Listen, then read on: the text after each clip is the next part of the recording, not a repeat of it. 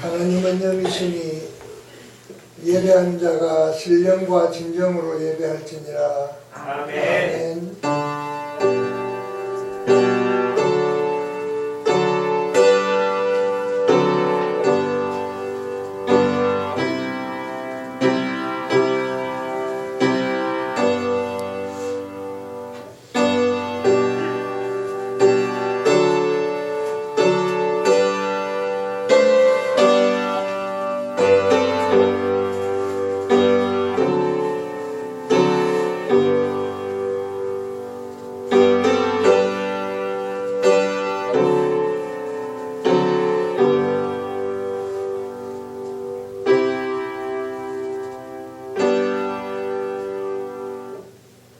하나님, 우리 아버지께 찬양과 경배를 드립니다. 이 예배를 받아주시고 홀로 영광 받으시옵소서. 아멘. 예수님의 이름으로 간절히 기원하옵나이다. 아멘.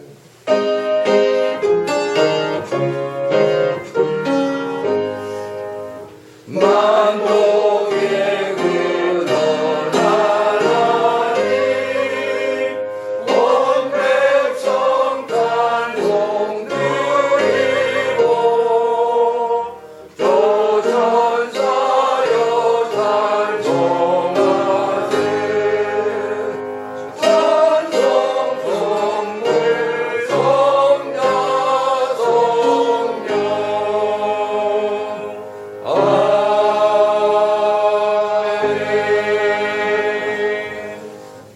여호와여, 어느 때까지니까 나를 영원히 잊으시나이까. 주의 얼굴을 나에게서 어느 때까지 숨기시겠나이까. 나의 영혼이 분민하고 종일토록 마음에 근심하기를 어느 때까지 하오며 내 원수가 나를 치며 자랑하기를 어느 때까지 하리까.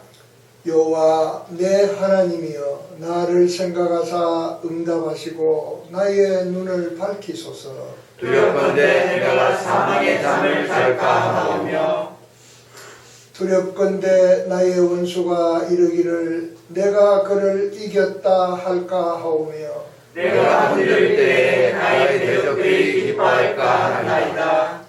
나는 오직 주의 사랑을 의지하여 싸우니 나의 마음은 주의 구원을 기뻐하리이다. 내가 여호와를 찬송하리니 이는 주께서 내게 은덕을 베푸심이로다. 아멘. 전능하사 천지를 만드신 하나님 아버지를 내가 믿사오며 그 아들 우리 주 예수 그리스도를 믿사오니 이는 성령으로 잉태하사 동정녀와 나에게 하시고 본디오 빌라도에게 고난을 받으사 십자가에 못 박혀 죽으시고 장사한 지 사흘 만에 죽은 자 가운데서 다시 살아나시며 하늘에 오르사 전능하신 하나님 우편에 앉아 계시다가 저희로서 산자와 죽은 자를 심판하러 오시리라. 성령을 믿사오며 거룩한 공회와 성도가 서로 교통하는 것과 죄를 사하여 주시는 것과 몸이 다시 사는 것과 영원히 사는 것을 믿사옵나이다. 아멘. 복음으로 저희를 낳아주시고 빛의 전으로 저희를 길러주시며 하나님의 백성으로 이 땅에서 당당히 살아갈 수 있도록 인도하시고 이끌어주시는 하나님 아버지, 찬양과 경배를 주께 올려드립니다. 저희 모임 가운데 하나님 앞에 드리는 신령한 예배를 주님께서 받아주셔서 아름답고 향기로운 제사와 같이 아벨과 같은 칭찬이 있는 예배가 될 수 있도록 우리 한 사람 한 사람 되도록 주님 역사하여 주옵소서. 우리 마음에는 혹이라도 하나님 앞에 불충하며 죄와 욕심에 끌려서 하나님 보시기 아름답지 못한 우리의 모습들을 가지고 이 시간 주 앞에 구복하며 회개하오니 주님 용서하여 주옵소서. 우리의 삶을 돌아봅니다. 하나님, 주님께서 바라보고 주님께서 원하시는 삶을 등지고 내가 원하는 방향으로 나의 욕심과 또한 나의 무지함과 나의 죄악으로 인해서 하나님 아름답지 못한 열매를 맺었다면 주님, 이 시간 성령께서 저희들을 불쌍히 여겨주시고 긍휼을 베풀어 주셔서 흰눈처럼 깨끗하게 씻김받을 수 있는 시간 되도록 도와주옵소서. 저희가 하나님 앞에 온전한 모습을 다시 한번 주님 앞에 예배하는 예배자로 쓰기 원합니다. 주님, 역사하여 주셔서 말씀에 아멘할 수 있는 주의 백성들에게 도와주시고, 어찌하여서 이 말씀을 하나님 저희들이 지키지 못했는가 다시 고민하며 새로운 결심할 수 있는 저희들 될 수 있도록 도와주시옵소서. 목사님 세우셔서 귀한 말씀 우리에게 들려줄 때 하나님, 우리가 정말 이 말씀이 우리의 삶의 지표가 되게 도와주시고, 이 삶을 통하여 우리 하나님 앞에 영광을 어떻게 하면 더 아름답게 드릴까, 주의 자녀다운 삶으로 이끌림 받을 수 있는 저희가 되기 원하오니 주여 말씀에 들을 수 있는 귀가 되게 도와주시오며, 아멘할 수 있는 심령 될 수 있도록 도와주시오며, 그 말씀에 무릎 꿇을 수 있도록 도와주시옵소서. 귀한 말씀 목사님을 통해서 한 말씀이 우리의 심령과 우리의 뇌리에 새길 수 있는 귀한 시간 되어지기 원하오니 주여 축복하여 주시고, 또한 저희 교회가 하나님 생명 살리기에 앞장설 수 있는 교회로 세워주셨사오니 주여 이 말씀, 이 명령 잃어버리지 않고 우리의 가족과 우리 후손에게, 이웃에게 전할 수 있는 복된 입술들 다 될 수 있도록 주님 축복하여 주옵소서. 이 모든 간구를 예수님의 이름으로 감사하며 기도드리옵나이다. 아멘.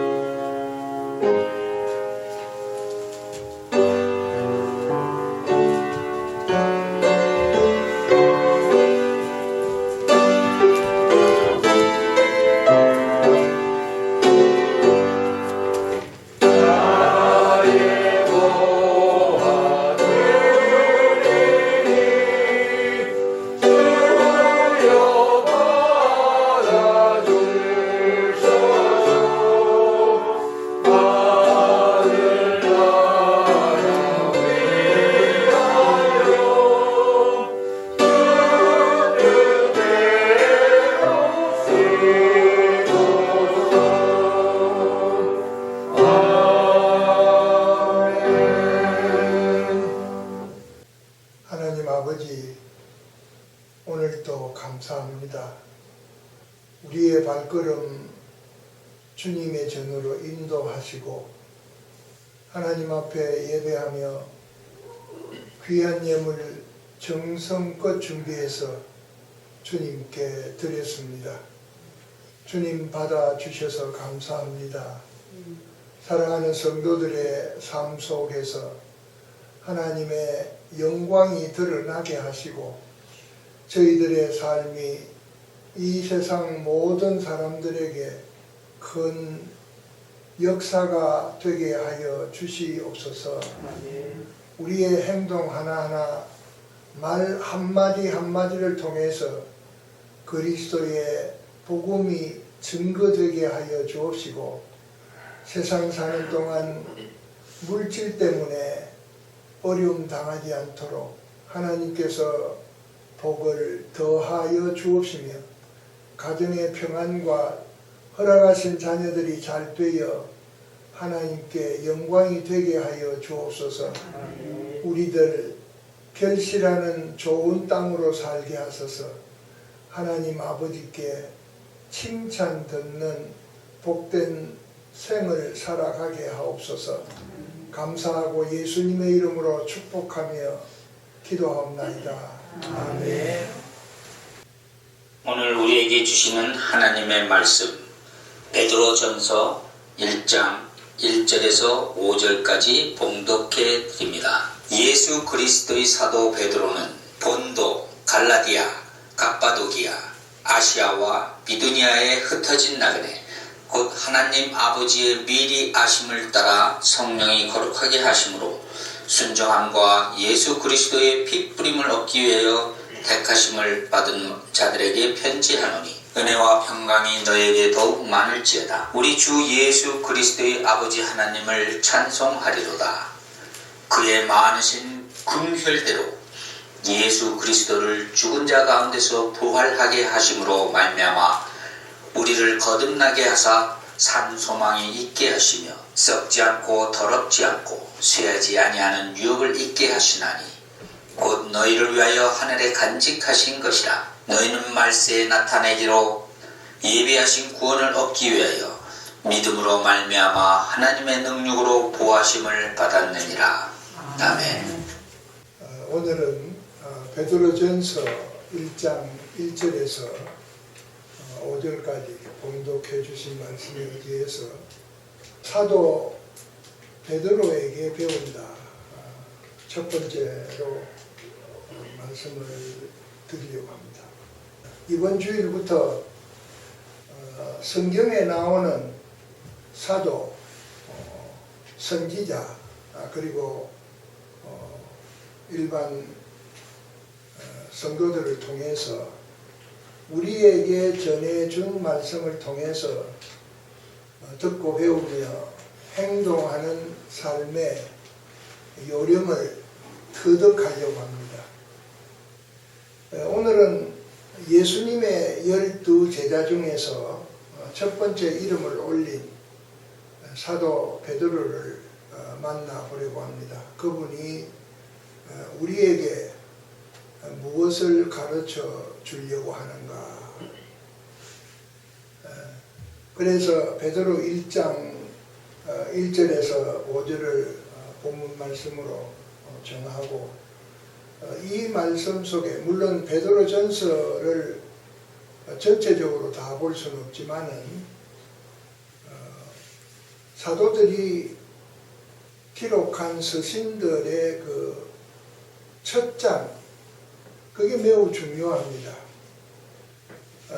오늘 베드로전서 1장 1절에서 5절까지 보았는데 이 말씀은 베드로전서의 전체적인 내용을 포괄적으로 담았다, 그렇게 얘기할 수가 있습니다. 여러분들이 아시는 대로 베드로는 12제자 중에 우리가 흔히 말하는 대로 수제자, 어떤 의미에는 1등 제자라는 그런 별명을 가지고 있습니다만은 제자들 중에, 그러다 보니까 제자들 중에서 많이 그 행동이 드러났고, 물론 다른 제자들도 시행착오가 있었습니다만은 특히 베드로는 예수님을 모시고 다니면서 제일 수제자답지 않게 시행착오를 많이 일으킨 그런 제자라고 할 수가 있고, 우리는 베드로 한 사람에게서 우리의 모습을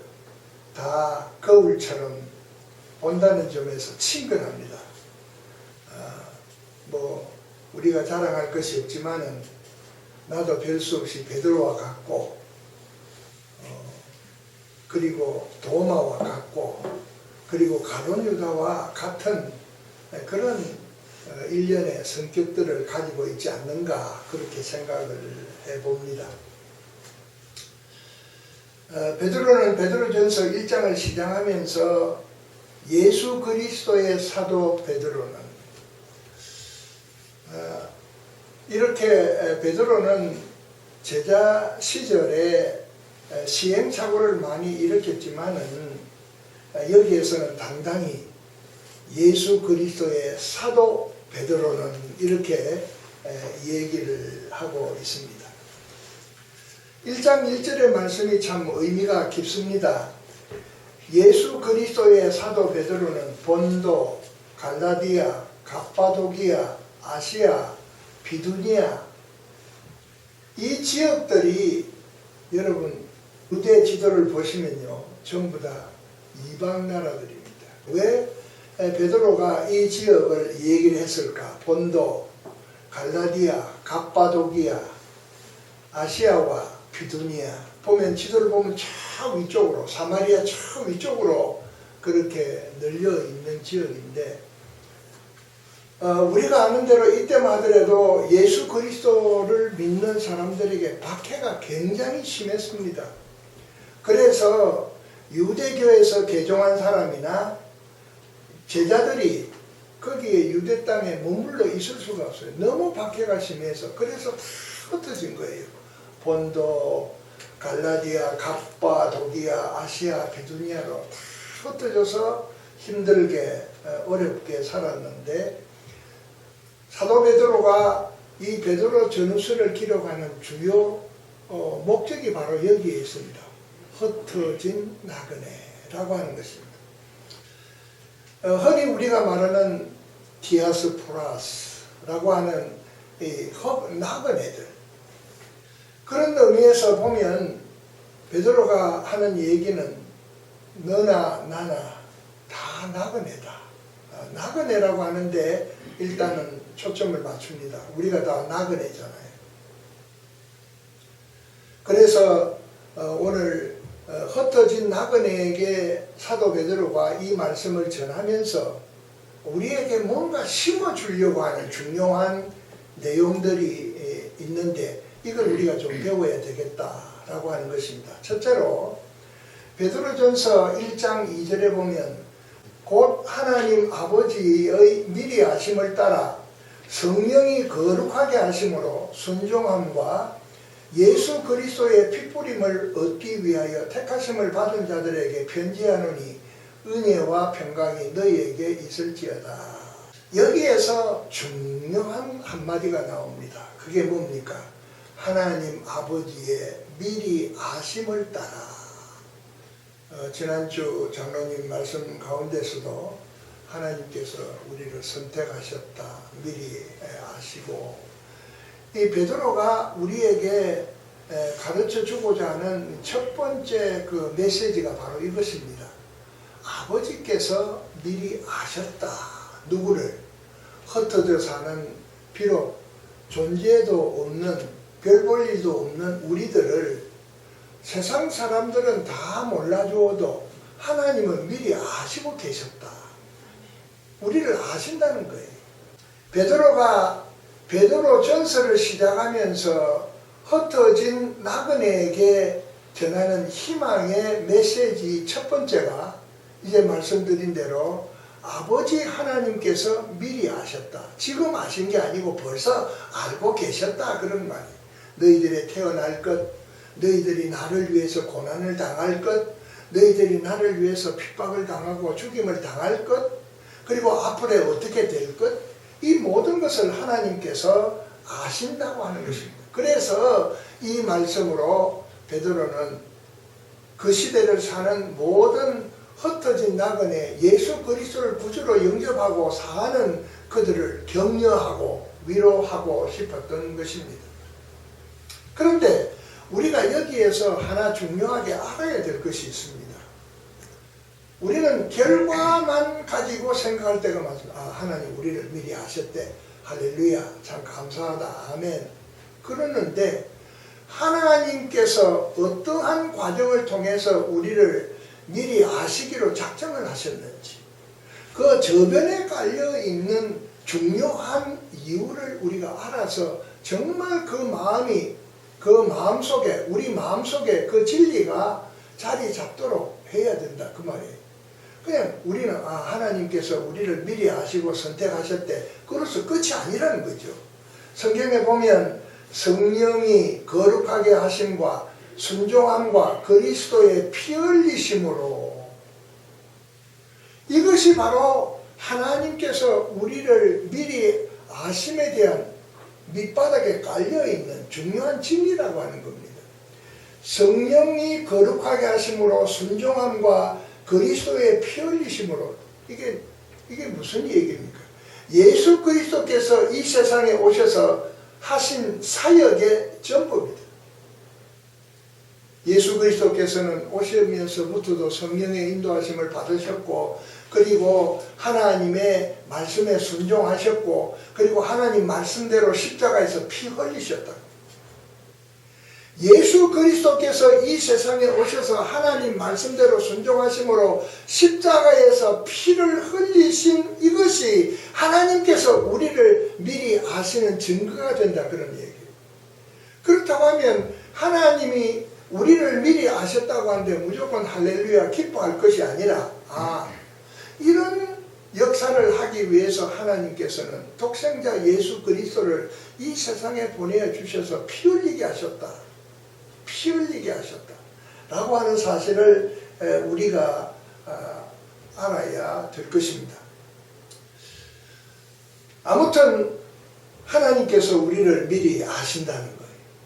여러분, 누가 나를 알아준다고 하는 것은 좋은 일이고 기쁜 일입니다. 야, 누가 나를 알아준다. 여러분, 그런데 누가 알아주는 게 기쁘기는 기쁜데 그 누가 알아준다는 그분의 신분에 따라서 우리의 기쁨과 감격은 달라집니다. 속된 말로 좀 벼슬이 높은 사람이라든지 유명한 사람이 우리를 알아준다 하면 괜히 어깨가 어석하고 뭐 내가 뭐 잘난 것 같고 안 그렇습니까? 그래서 그 자랑하지. 뭐 내가 누구한테 뭐 인정받고 그분이 나를 안다고 그 사람이 나를 안다고. 그래서 특히 알아주시는 분의 신분에 따라서 그 감격의 파장도 달라진다. 예레미야는 여호와여 주께서 나를 아시고, 예레미야 12장 3절에 주께서 나를 아시고, 다윗은 시편 139편 2절에서 주께서 내가 앉고 일어서심을 아시며, 그리고 솔로몬은 역대하 6장 30절에서 주만 홀로 사람의 마음을 아십니다. 그리고 요한복음 10장 15절에 보면 예수님께서 하시는 말씀입니다. 아버지께서 나를 아시고. 여러분, 하나님께서 여러분들을 보시고 내가 안다. 내가 너희를 안다. 참 감동되는 말씀 아닙니까? 천지를 지으신 하나님 아버지께서 나를 안다고 하십니다. 얼마나 감격스러운 일이에요. 이런 감격이 우리의 신앙의 삶 속에 있어야 된다. 그런 얘기예요. 그래서 베드로는 첫 번째 이 메시지에서 비록 이방지대에서 어렵게 힘들게 핍박을 당하면서 살고 있는 그 모든 그리스도인들에게 하나님이 아신다. 하나님이 아신다. 얼마나 이 메시지를 받는 그 당시에 성도들이 위로가 되었을까요? 그래, 하나님이 아신대. 여러분, 하나님이 아십니다. 아멘. 이 감격의 온도가 식어지지 않도록 여러분 가슴 깊이 품고 증진하시기 바랍니다. 아멘. 두 번째로 3절에 보면 우리 주 예수 그리스도의 아버지 하나님을 찬송하리로다. 그의 많으신 긍휼대로 예수 그리스도를 죽은 자 가운데서 부활하게 하심으로 말미암아 우리를 거듭나게 하사 뭐가 있어요? 산 소망이 있게 하시며. 여기에서 중요한 두 번째 메시지가 뭐냐? 산 소망이 있게 하셨다. 여기 산 소망이라고 표현된 이 말의 그 원문을 보면요, 영원한 소망, 영원한 소망입니다. 이 소망은 흔히 우리가 생각하는 그런 소망이 아니고 하나님께서 우리에게 있게 하신 이 소망은 영원하다. 영원합니다. 그런데 앞서 말씀드린 대로 우리에게 산 소망이 있게 하셨다. 할렐루야, 감사합니다. 그것으로 끝나지 마라. 이 산 소망이 우리에게 있게 하셨는데 어떤 과정이 주어졌는가? 그게 중요하다고 그랬잖아요. 자, 여기 보면 시편 62편 5절에 보면요, 나의 영혼아 잠잠히 하나님만 바라라. 무릇 나의 소망이 그로부터 나오는도다. 그가 누구예요? 하나님. 하나님으로부터 나온다. 이 산 소망, 영원한 소망은 그로부터 나오는도다. 그리고 잠언서 23장 18절에 보면 정령이 내 장래가 있겠고 내 소망이 끊어지지 아니하리라. 영원한 뿐만 아니라 사도 바울은 로마서 6장 6절에서 이렇게 얘기합니다. 우리가 알거니와 우리의 옛사람이 예수와 함께 십자가에 못 박힌 것은 죄의 몸이 죽어 다시는 우리가 죄의 종로를 하지 아니하려 합니다. 이것이 우리에게 소망이 있게 하신 하나의 밑에 깔려있는 중요한 이유라고 하는 것입니다. 그래서 히브리서 기자는 이렇게 희망적인 메시지를 우리에게 전해줍니다. 우리가 이 소망을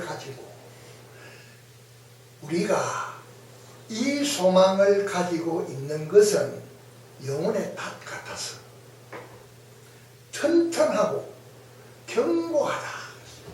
튼튼하고 견고하다. 이게 산 소망이다. 이게 영원한 소망이다. 그런데 이러한 영원한 소망이 우리에게 있게 된 것이 뭐냐?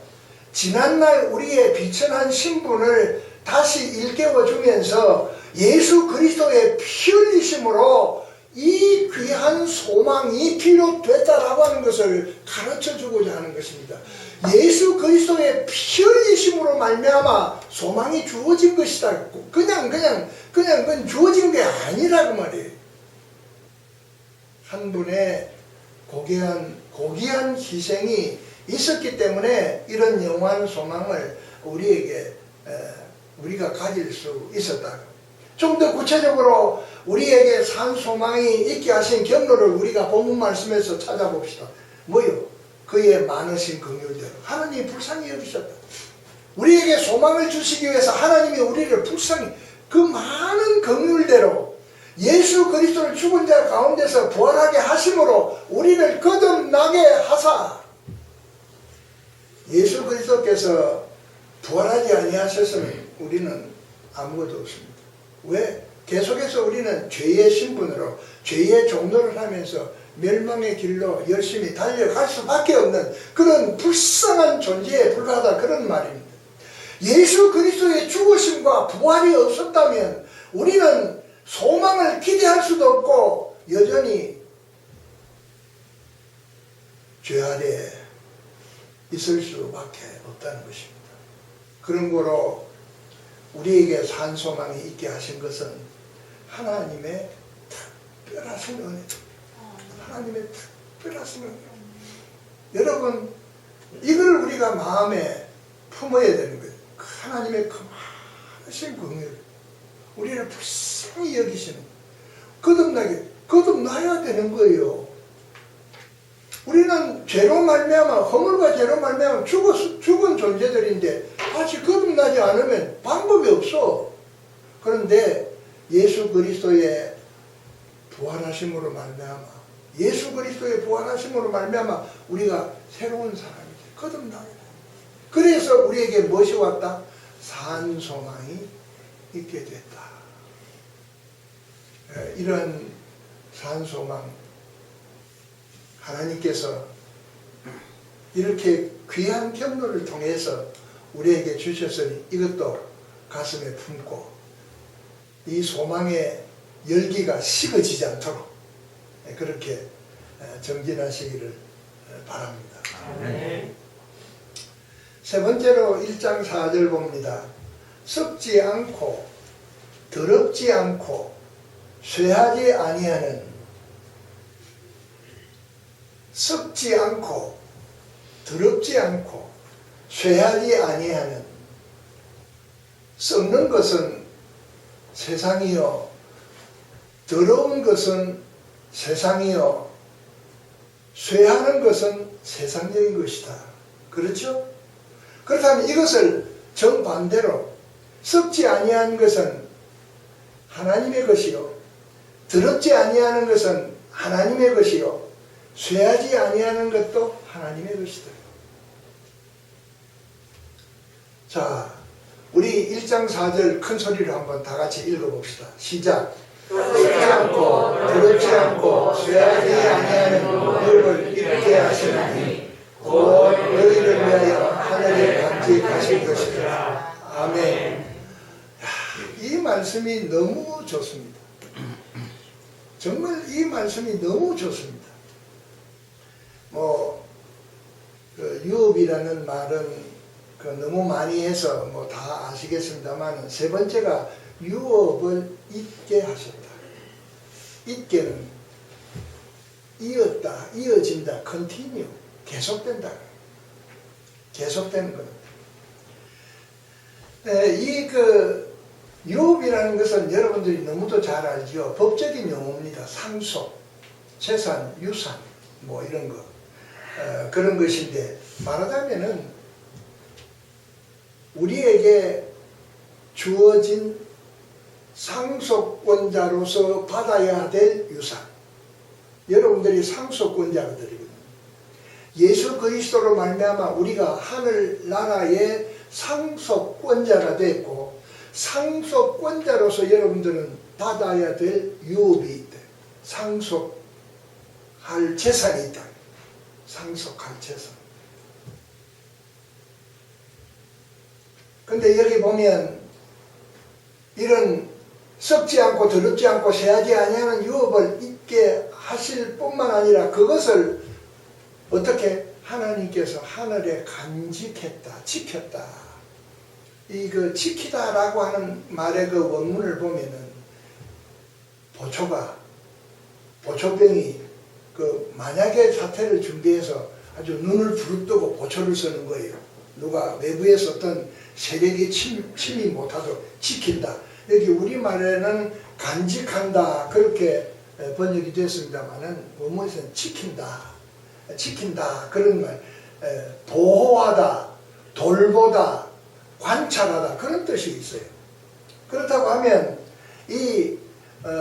우리에게 주시기로 되어 있는 이 유업은 영원한 것이고 세상 것하고는 차별화된 것이다. 그런데 이런 유업은 영원한 개성을 뜻하는 거예요. 영원히 그냥 잠시 주었다가 너희 가져와 그렇게 뺏어가는 게 아니라 그 말이에요. 이어진다. 잊게 하신다.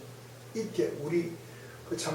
제일 이게 우리들이 발음하기가 제일 어려운 있다와 있다, 이게 발음이 좀 그 소리 같은데 참 어려운 말인데, 어쨌든 이어진다, 개성된다. 개성이라는 뜻입니다. 있다라고 하는 말이. 근데 여기 보면 디도서 3장 7절에 보면요, 바울이 이렇게 얘기합니다. 우리로 그의 은혜를 힘입어 의롭다 하심을 얻어 영생의 소망을 따라 상속자가 되게 하셨다. 영생의 소망, 앞에 두 번째 말씀드렸죠. 영원한 소망, 그 소망 가운데서 이 상속을 우리가 누리게 된다, 그런 얘기입니다. 이렇게 하나님께서 우리에게 유업을 잊게 하실 뿐만 아니라 그것을 보호하시고 그리고 보살펴 주시고 지켜주시고 그랬잖아요. 천국에 보화를 쌓아두면 무엇이 못해요? 동록이 침범하지 못하고 도둑질도 안 되고 도둑이 와서 구멍도 못 뚫고 그래서 우리가 가지고 있는 천국 예금 통장이 중요한 겁니다. 이 엄청난 신분의 변화입니다, 여러분. 엄청난 신분의 변화. 그렇죠? 우리의 신분이 이렇게 엄청나게 달라진 거예요. 놀라운 겁니다. 그래서 바울사도는 에베소서 2장 1절 5절에서 이렇게 얘기합니다. 너희는 허물과 죄로 죽었다. 단정했죠. 죽었어요. 그런데 5절에서 말해 허물로 죽은 우리를 그리스도와 함께 어떻게 살리셨다. 할렐루야. 살리셨다. 자, 1절에서는 소망이 전혀 없어요. 너희는 허물과 죄로 어떻게 죽었다. 5절에서는 허물로 죽은 우리를 그리스도와 함께 어떻게 살리셨다. 놀라운 일 아닙니까? 이렇게 얘기를 했습니다. 그런데 이 유업을 우리 하나님께서 우리가 가서 영원히 살아야 될 그 하늘나라에 지금 간직하고 킵하고 계시는 거예요. 하나님께서. 네? 그래서 여러분들 한나라 가시면 하나님께서 그 준비하고 계시는 여러분들이 받아야 될 패키지가 있습니다. 패키지. 이 세상에서 받는 선물 패키지만 좋아하지 마시고 하늘나라에 하나님께서 우리를 위해서 간직하고 계시는 그 패키지를 기대하시기 바랍니다. 이제 말씀을 맺습니다. 베드로전서 1장 5절에 보면 너희는 말세에 나타내기로 예비하신 구원을 얻기 위하여 믿음으로 말미암아 하나님의 능력으로 보호하심을 받았느니라. 이야, 참 이 말씀도 참 좋습니다. 하나님의 능력으로 보호하셨다. 여러분, 세상의 보호나 보장은 시한부입니다. 익스파이어가 언젠가는 있습니다. 끝날 때가 있다고. 이 세상의 모든 것이 시한부가 있는 것은 그 이유가 뭘까요? 세상에는 종말이 있기 때문에. 세상은 언젠가 끝이 옵니다. 그날을 우리가 모릅니다만은 세상에 있는 모든 것이 시한부라고 하는 이유는 세상이 영원하지 않다는 얘기입니다. 베드로는 그 보호의 기한을 여기에서 얘기를 하고 있습니다. 그 기한을 얘기를 하고 있는데, 자, 뭐라고 그랬어요? 너희는 말세에, 말세가 뭡니까? 세상 끝입니다. 세상 끝.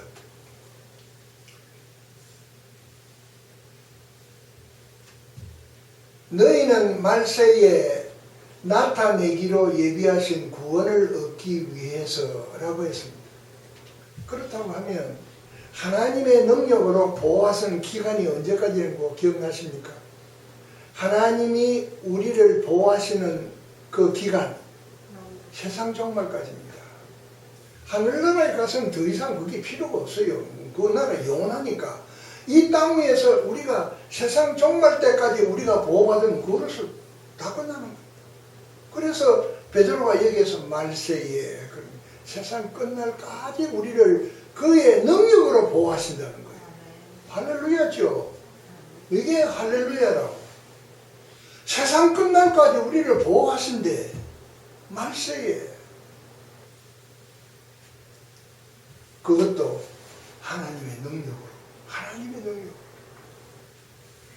이런 보호를 받기 위해서 우리가 지켜야 될 것이 있습니다. 우리는 그냥 빈둥빈둥 놀기만 하면 되나요? 아니죠. 여기 얘기를 하고 있습니다. 뭐요? 뭐라고 했어요? 구원을 얻기 위하여 뭐래요? 믿음으로 말미암아. 이게 세상 끝날까지 보호받는 우리들이 지켜야 될 도리입니다. 믿음으로입니다. 믿음으로입니다. 믿음으로. 그래서 하박국 선지는 이렇게 얘기합니다. 의인은 믿음으로 말미암아 살리라. 하박국 2장 4절에 그랬습니다. 그리고 예수님께서는 마가복음 10장 52절에 보니 따라 내 믿음이 너를 구원했다 그랬습니다. 내 믿음이. 예수님이 평생을 혈루증으로 앓은 여인을 고쳐주고서 뭐라고 했어요? 내 믿음이. 너 믿음이 너를 구해냈다. 우리의 믿음, 여러분들의 믿음. 그 믿음으로 우리가 하나님의 능력으로 보호를 받는 세상 끝날까지 지탱할 수 있는 힘이 뭐요? 믿음이다. 너희의 믿음이다. 믿음. 바울은 갈라디아서 3장 11절에서 이렇게 이야기합니다. 믿음으로 말미암는 자는 아브라함께 복을 받느니라고 했어요. 믿음으로 말미암는 자는 아브라함과 같이 복을 받는다. 아멘이죠. 뭐라? 믿음으로 말미암는 자는 아브라함과 같이 복을 받는다. 아브라함과 함께 복을 받는다 그랬어요. 그리고 갈라디아서 3장 26절에 보면 너희가 다 믿음으로 말미암아 그리스도 예수 안에서 하나님의 아들이 되었다고 했어요. 사도 요한은 요한 1서 5장 4절에서 세상을 이기는 승리는 이것이니 뭐요? 우리의 믿음입니다. 세상을 이기는 승리는 이것이니 뭐요? 믿음이다. 말세까지 하나님의 능력으로 우리를 보호하시지만은 우리가 그 보호를 받는 가운데 우리가 승리하고 복을 받고 이기는 것은 내 믿음. 얼마나 감격스러운 얘기입니까? 믿음으로 말미암는 자는 아브라함과 함께 복을 받는다. 여러분들입니다. 여러분들이 아브라함과 함께 복을 받을 자들입니다. 이런 자신과 확신을 가지고 세상 끝날까지 주님의 보호를 받는 여러분들이 되시기를 주의 이름으로 축원합니다. 축원합니다. 하나님 아버지 감사합니다. 오늘 또 복된 날 주시고 하나님 앞에 나와서 예배하게 하셔서 감사합니다. 오늘 또 주신 말씀 우리의 마음에 잘 간직하고 사도 베드로가 우리에게 가르쳐준 이 귀한 진리를 말씀을 통해서 다시 한번 익힙니다. 마음에 새기게 하시고 이 말씀 붙들고 살게 하옵소서. 예수님 이름으로 기도합나이다. 아멘.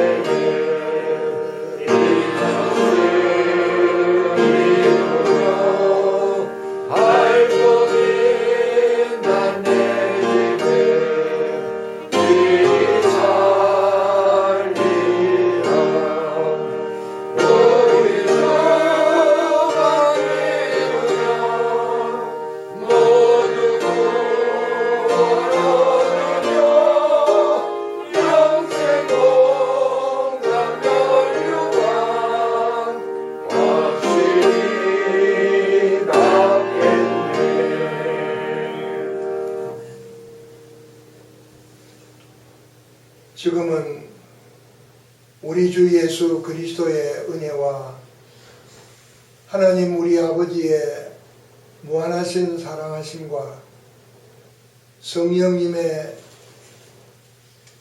교통하시고 인도하심이 여기에 모인 사랑하는 주의 백성들 머리머리 위에 영원토록 함께 있을지어다. 아멘.